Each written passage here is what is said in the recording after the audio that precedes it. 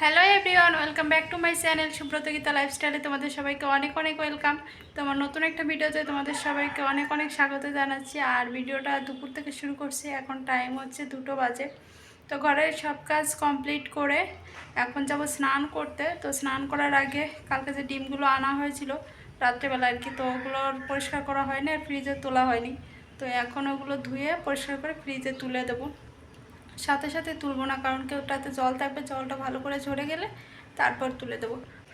আর থালা বাসনগুলো দেখো এখানে ভুট ভুট করে রেখে দিয়েছি, অনেকগুলো থালা বাসন জমে গেছে। কালকে শরীরটা এতটা খারাপ লাগছিল আর কোনো কাজ করতে পারছিলাম না, তার জন্য করে আর মাথাটা এত যন্ত্রণা করছিল কি বলবো তোমাদের। তো সারাটা দিন ওই কুড়েমি করে কেটে গেল। তো আজকে সকালে সমস্ত কাজ করে তারপরে এদিকে দেখো এই থালা বাসনগুলো ধুয়ে রান্নাঘরটা পুরো নিট অ্যান্ড ক্লিন করে নিয়ে আসলাম। তো চলো ভিডিওটার সঙ্গেই থেকো, আশা করছি তোমাদের অনেক অনেক ভালো লাগবে আর তোমরা আমাকে একটু সাপোর্ট করো, এটাই তোমাদের কাছে আমার চাওয়া পাওয়া। চলো ভিডিওটা কন্টিনিউ করা যাক। তো কালকে হলুদটা আনা হয়েছিল কিন্তু কৌটায় ভরা হয়নি। তো আজকে ভাবলাম কি স্নান করার আগে বাকি যে ছোটোখাটো যে কাজগুলো আছে সবই গুছিয়ে রেখে তারপর স্নান করতে যাবো। স্নান করে এসে কোনো কাজের চাপ মাথায় নেবো না, একদম রিল্যাক্সে একটু রেস্ট নেব। এটাই ভাঙানো হলুদই আনা হয় বেশিরভাগই, কালারটাও সুন্দর হয় আর বেশ ভালো হয়। 20 টাকায় হলুদ, অনেক টাকা নিয়ে হলুদ হয়েছে। তো চলো, চুলোটা পরিষ্কার করে নিয়েছি একবারে থালা বাসন মাজার পর। আর স্ট্যান্ডগুলো ধুয়ে ওখানটা রেখে দিয়েছিলাম জল ঝরতে, জলটা ঝরে গেছে, একটা তেনাতে মুছে নিলাম। মুছে এখন এটা স্ট্যান্ডটা পাতিয়ে দিলাম। থাক, এই দেখো কত সুন্দর লাগছে তাই না বলো। আর এইখানে দেখো চামচ খুন্তি যাই থাকুক না কেন সব কিছু, এই যে হাতা খুন্তি তারপর লাইটার, এই তো এগুলো সব এখানে ধুয়ে আবার নতুন করে রাখলাম। আর এখানটায় এই 2টো কাপ রেখেছি, এটাতে করে চা খাওয়ার থেকে শরবত খাওয়াই বেশি করে, তার জন্য করে রাখা হয় এখানে। চায়ের কাপটা টেবিলের উপরেই আছে। আর শিলপুতোটাও ধুয়ে নিয়েছি, ওখানে রেখে দিলাম, জল ঝরে গেছে, পেচিনটা একদম পরিষ্কার। এই রান্নাঘরটাই দেখবে বেশি কাজ করা হয়, রান্নাঘরে বেশি সময় থাকা হয় আর রান্নাঘরটাই বেশি অপরিষ্কার হয়। আর আমার কাছে সব থেকে বেশি মনে হয় রান্নাঘরটা আর টিভি রুমটাই বেশি এলোমেলো অপরিষ্কার হয়, কারণ কি এই 2টো জায়গাতেই বেশি সময় কাটানো হয় তার জন্য আর কি। আর রুমগুলোতে অতটা সময় থাকে না, ওই টিপটপ গোছানোই থাকে সুন্দর। তো চলো ডিমগুলো ধুয়ে নিই, তারপর স্নান করতে যাবো। মেয়েও এখনও স্নান করেনি, আমার সাথে স্নান করবে এর জন্য করে বসে আছে। কি গিট্টু দিয়েছে রে ভাই, খুলতেই পারছি না। আমি এই করি মানে গিট্টু খুলি না, এখন তো ক্যামেরা হাতে রয়েছে তার জন্য করে গিট্টুটা খুললাম, তাছাড়া কী করে জানো তো, প্যাকেটটা এখান থেকে ছিঁড়ে ফেলে দিই। আমার মতো কে কে করো কমেন্ট করে জানিও। আর ডিমের কি দাম, মানে প্রচুর দাম, সব কিছুর প্রচুর দাম। আর মেয়ের জন্য ওই ডিমটা বেশি করে কিনতে হয়, মাঝে মধ্যে ওকে সেদ্ধ করে দেওয়া, 2 দিন 1 দিন বাদে বাদে ডিম খাবো করে। মাছটা অতটা পছন্দ করে না, ডিম আর দুধটাই বেশি পছন্দ করে। ঠান্ডা লেগে গেছে। তো চলো, এক হাত দিয়ে করা সম্ভব হচ্ছে না, 2 হাত দিয়ে করতে হবে এখন।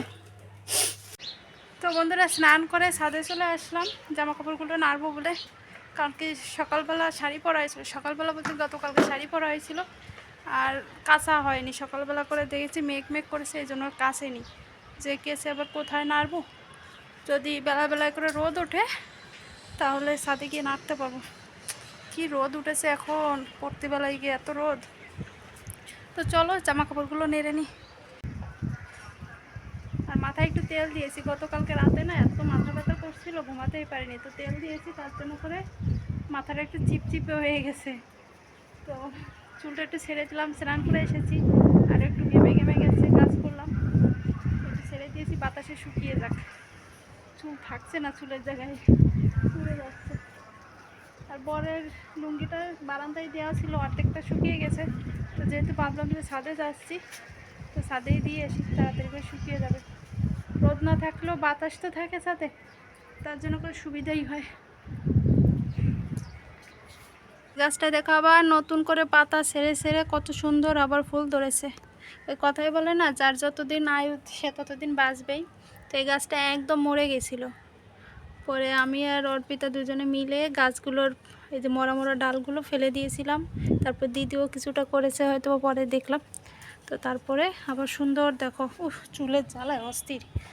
দেখো গাছটা কত সুন্দর হয়েছে, বৃষ্টি পেয়ে পেয়ে এরকম সুন্দর হয়েছে। আরও অপরাজিতা ফুল ফুটেছে, 3টে ফুল ফুটেছে। দিদি মনে হয় আজকে নেয়নি ফুল, ছাদে মনে হয় আসেনি মনে হচ্ছে, প্রচুর বাতাস হচ্ছে গো। কোন পথে বেরোই খুঁজে পাচ্ছি না। আকাশটা কত সুন্দর লাগছে দেখো, একদম সবুজ সাদা, একদম আকাশি কালার, পিওর। আকাশে এখন মানে তাকালে পরে এই হেলিকপ্টারের কথা মনে পড়ে। হেলিকপ্টার, তারপর উড়োজাহাজ, এগুলো দেখলে আগে দৌড়ে আসতাম, কিন্তু এখন হেলিকপ্টারের কথা শুনলেই ভয় লাগে। দেশের পরিস্থিতি এরকম হয়েছে। প্রতিটা ছাদে ছাদে লোক উঠে গেছে। আমি আজকে উঠে কালো বিড়াল দেখেছি, সত্যি জয় হয়েছে। কালো বিড়াল কি শুভ? হ্যাঁ, কালো বিড়াল সকালে ঘুমের তো উঠে ভগবানের নাম দিয়ে, বিষ্ণুর নাম যদি কালো বিড়াল দেখো তাহলে তোমার দিন শুভ যাবে। তো বন্ধুরা এখন সময় হচ্ছে ওই 4টা কি 4:30 মতো বাজে আর কি।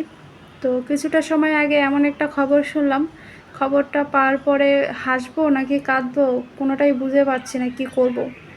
তো রীতিমতো চারিদিকে হই হই রই রই শুরু হয়ে গেছে, মিছিল বেরিয়ে গেছে, প্রতিটা ছাদে ছাদে লোক বেরিয়ে গেছে। তো আমরা একটু বিকালবেলার দিকে গিয়েছিলাম, কারণ প্রথম প্রথম যখন এরকম হয়েছে তো খুব ভয় লাগছিল, তার জন্য করে গেলাম না। পরে মানে সবাই দেখেছি চারিদিকে সবাই বেরিয়ে গেছে, তো তারপরে করে আমরা একটু ছাদে গেলাম। বন্ধুরা ছাদের থেকে আসলাম আর জামা কাপড়গুলো নিয়ে আসলাম, অর্ধেকটা ভাঁজ করে নিয়ে আসি, কারণ কি আমি জামা কাপড় যখনই তুলি তোমরা দেখবে আমি জামা কাপড় অর্ধেকটা ভাঁজ করে নিয়েছি, বাকিটা বাসায় এসে করি। কারণ কি ওইখান থেকে যদি আমি কোচকায় জামা কাপড়গুলো আনি তাহলে আমার কাচার কি মানে হলো, মানে কাচার পরে একটা সুন্দর টান টান থাকে না, তো এই জিনিসটা তো থাকে না। আমি যদি কোচকায় নিয়ে আসি বাসায়, তো তার জন্য করে একটু ভাঁজ ভাঁজ করে নিয়ে আসি, তাহলে পরে দেখো কতটা ফ্রেশ লাগছে, কোনো কুচকানো নাই। তো তার জন্য করে এভাবে নিয়ে আসলাম। আর এটা এখন র্যাগের উপর রেখে দেবো, র্যাগে রেখে দিয়ে তারপর ঘরটা ঝাড়ু দিয়ে নেবো। সন্ধ্যাটা হয়ে গেছে, সন্ধ্যার আগে আবার ঘর ঝাড়ু দিতে হবে, সন্ধ্যা হয়ে গেলে পরে আর দিতে পারবো না। তো চলো ঘরটা ঝাড়ু দিয়ে সন্ধ্যাটা দিয়ে পরে আবার দেখাবো তোমাদের সাথে। টাটা। তো অনেকটা সময় পর আবার তোমাদের সামনে ভিডিও নিয়ে চলে আসলাম। ভিডিও করার একদমই ইচ্ছা বা মন কোনোটাই ছিল না, কিন্তু ওই শুরু করেছি, শেষ তো করতেই হবে, তো তার জন্য করে শুরু করলাম আবারও।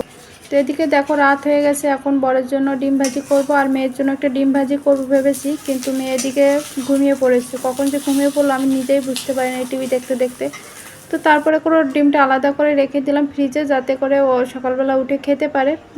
তো এদিকে আর আমিও খাওয়া দাওয়া করিনি, বরের জন্য অপেক্ষা করছিলাম, যেহেতু অফিস থেকে বেরিয়ে এসে বাসায় না আসা পর্যন্ত টেনশন, মানে কাজ করতেই থাকে, উল্টোপাল্টা টেনশন এটা ওটা, তার জন্য করে আমি আর খাওয়া দাওয়া করি নাই টেনশনে। তো ভাবলাম কেউ বাসায় ভালোভাবে ফিরুক তারপর খাওয়া দাওয়া করব। তো আসার পথে যথারীতি একটা সমস্যার ভিতর পড়লো, মারামারি হুড়োহুড়ি হচ্ছে, তার ভিতর থেকে ও ভালোভাবে বাসায় ফিরে এসেছে। এটাই ঠাকুরের কাছে অনেক অনেক মানে আশীর্বাদ বলতে পারে ঠাকুরের। তো তারপরে দেখো বাসায় আসলো, আসার পর রেস্ট নিয়ে মানে শুনলাম আর কি কী হয়েছে না হয়েছে, পথে ঘাটে কী পরিবেশ। তারপরে দুজনে মিলে একসাথে বসে খাওয়া দাওয়াটা করে নিলাম। আর আসার সময় বাজার করে নিয়ে এসেছিলো, যেহেতু বাজার ছিল না, আর বাজারের তো অবস্থা যা ভাঙচুর করে একদম শেষ। তো তারপর যা পেয়েছে নিয়ে এসেছে, সাথে একটা কচু এনেছে, আর এনেছে হচ্ছে চিচিঙ্গা, আর মেয়ের জন্য খাবার এনেছে। মেয়ে আমার বরের 3জনেরই 3 রকমের পছন্দ খাবার নিয়ে আসলো। তো ওটা এখন গুছিয়ে রাখবো, আর তরকারিগুলো সুন্দর করে গুছিয়ে রাখবো। তো গুছিয়ে রাখতে গিয়ে দেখি এই পটগুলো না কেমন যেন একটু তেল তেল হয়ে গেছে। তেল তেল হয়ে গেছে কেন বলো তো, ওই তেলের যে বোতলটা আছে না, আমার ওই বোতলটা আমি ওই ঝুড়ির ভিতরেই রাখি, তো ওটার থেকে হালকা হালকা গড়িয়ে একটু তেল পড়েছে আর কি। তো ওটাই দেখলাম যে আর একটা দিন থাকলে হয়তো বা আরও তেল তেল হয়ে যাবে, তার থেকে এখনই পরিষ্কার করে নিই। তো সুন্দর করে যথারীতি ওগুলো পরিষ্কার করে ঝুড়িতে করে রেখে দিলাম। আর এদিকে দেখো আমার মেয়ে ঘুমিয়ে পড়েছে, ছোটো রুমটাতে ছিল, তো ওখান থেকে এনে আবার বড় রুমে বিছানা করে ওকে শুয়ে দিলাম। তো বন্ধুরা তোমরা যে যেখানে আছো সুস্থ থেকো, ভালো